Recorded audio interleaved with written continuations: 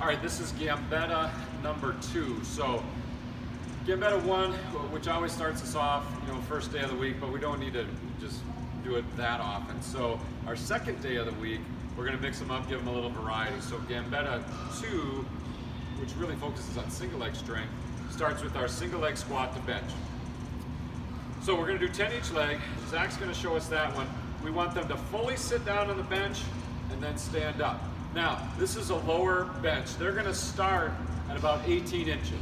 So a normal bench, weight room bench, normal box, chair, and then we're gonna progressively try and lower them down. This here is about a 12 inch.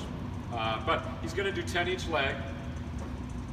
Good enough, Zach, show us that other leg.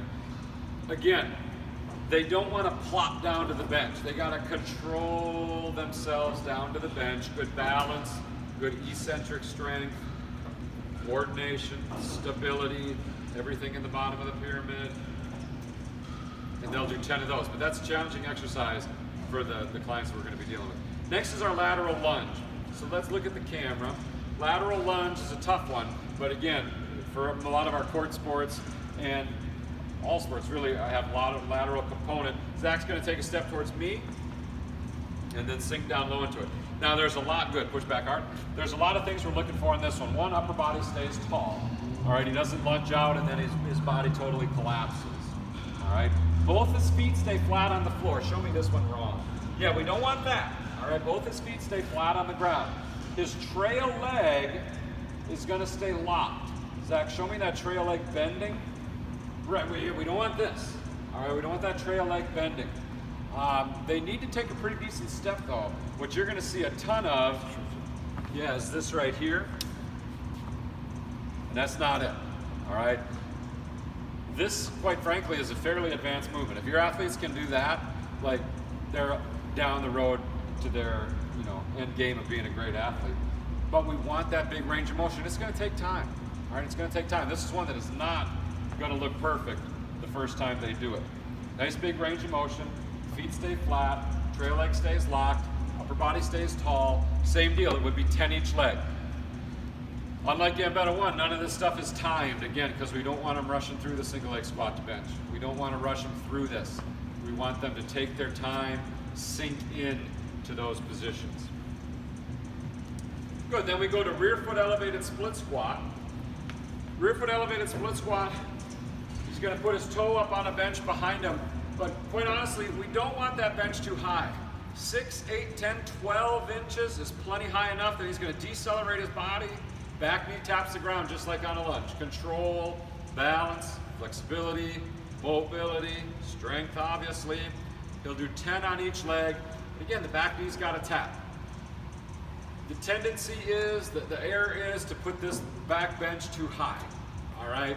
If the foot's too high, they're really arching their lower back, they're not touching their knee to the ground, it becomes just kind of a mess. Good enough, Zach, show us that other leg. Again, I would still be counting these out. Down, 1, down, 2, so that we're making sure the athletes are doing all the reps, all right? We start by counting everything off. Once you feel comfortable that they're gonna hit all the repetitions, you can give that ownership to them, but initially, we count everything out to make sure we're getting our volume. He doesn't bang his knee to the ground, he controls his knee to the ground. Upper body stays tall, hands are off the legs. Those are all things that we're always looking for. And then we're gonna finish, similar to Gambetta 1, with one of two options. We can do a lunge jump. All right, feet are split, drop the hips, push off hard, boom. Yep. Balance, stability. We're not trying to race through this one because we want the balance and stability, pushing off hard on that front leg. He'd do 5 each leg, or we could just do a lunge hold. So if we do a lunge hold, that would be similar to our wall sit. He's gonna drop his hips straight down, keep that knee about a inch, half inch off the ground. All right, he's just gonna hold this position, isometric contraction. Maybe we do 15, 20, 30 seconds. This one here will get him quick. This one here will get him quick, good. He'd come up, and then we would do the other leg. Show me just 2 seconds, that other leg. Again, hands stay off the legs. What they're gonna do is totally lean forward, try and put their hand on their knee, just anything to make this easier, and we gotta prevent that. So that's lower body Gambetta 2. Again, single leg squat to bench, lateral lunge, rear foot elevated split squat. Then we can split off that and do either lunge jumps, if you've not already done a bunch of jumping and plyos that workout, or lunge hold if you have. That's lower body Gambetta 2. Now, upper body Gambetta 2 starts with push-ups, just like upper body Gambetta 1. So reference that video to check push-ups out. Your next exercise, ideally, would be pull-ups. All right, again, depending on the client you're working with, we're looking for 5 to 10 pull-ups. They may do a jumping pull-up if your female clients or male clients need a little bit of help. If they are unable to do a pull-up, you could just have them do a 5-second eccentric pull-up. Start them up there, count them down for a slow count of 5. You could do pull-up hold, where you're just a flexed arm hang, where you're just holding them up there. But again, you're trying to give them some variety, so ideally you don't do body weight low row again, like we did on Gambetta 1. But if you're out in the field, you got no other option, boom, body weight low row, just like you did on Gambetta 1. Abs, certainly we can change. So his abdominal exercise is going to go to feet wide crunch. So hands behind his head, they're going to be laced. His feet are going to be a yard apart. It's going to work a lot of your hips. Speed happens out of my hips. He's going to come up, boom, reach his elbows to his knees. And again, most of your athletes aren't going to be this flexible. They're going to stop about here, and that's okay. If they really are struggling with it, he'd bring his feet a little closer together. All right. If they're really, really struggling with it, you can hold their feet down a little bit, or they can squeeze a medicine ball to keep those feet down. But we want a nice big range of motion. Again, I'd be counting the ups. Zach would be counting the numbers. So you do 20 of those feet wide crunch. Finishing then with Superman. Superman or bird dog, but again, Superman just for a little change of pace. Arms and legs are straight. Keeping his arms and legs straight, he's going to raise his hands and feet, do both at the same time. He's going to raise his hands and feet as high as he can.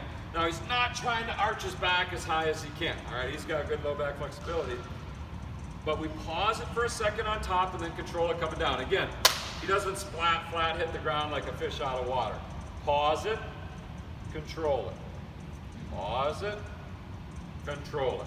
And that's Superman. So upper body Gambetta 2 is kind of a variety. Push-ups, pull-ups, or body weight low row. Feet wide crunch, and then Superman or bird dog you could hit again. Same deal. We'd start with going through it 1 time each, then work our way up to eventually going 3 times each, but nothing on Gambetta 2 is timed. The only thing we time is Gambetta 1 lower body.